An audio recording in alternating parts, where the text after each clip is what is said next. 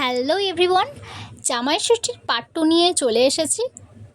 তো জামাই ষষ্ঠীর রিচুয়ালগুলো পালন করার পরেই প্লেটে সাজিয়ে কিছু ফল, পরোটা, চানা মশলা, কিছু রকমের মিষ্টি দিয়েই শুরু করা হলো জামাই আদর। আর জানো, এই দিনে কিন্তু সবার বাড়িতে লুচি হবে, আমার বাড়িতেও হয়েছে, কিন্তু আমার জিজু লুচি খান না, ওই জন্য পরোটা।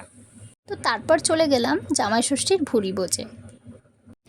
মেনুতে ছিল ইলিশ মাছ ভাজা, ডাল, চিংড়ি দিয়ে আলু পোস্ত, চিকেন কষা, ইলিশ মাছের ভাপা, মটন কষা, আর পাশে ভাত, স্যালাড, পটল ভাজা, আলু ভাজা, উচ্ছে ভাজা, আর ওপাশে মিষ্টির মধ্যে ছিল আম, দই, কিছু রকমের মিষ্টি, পাঁপড় আর কোল্ড ড্রিঙ্কস।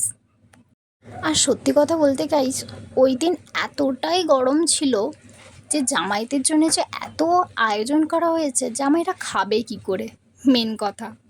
আর তারপরে তাদের শাশুড়ি মারা এইটা নয় ওইটা, সেইটা নয় এইটা, সকাল থেকে হাজার রকমের রান্না করেই চলছে শুধুমাত্র জামাইদের জন্য।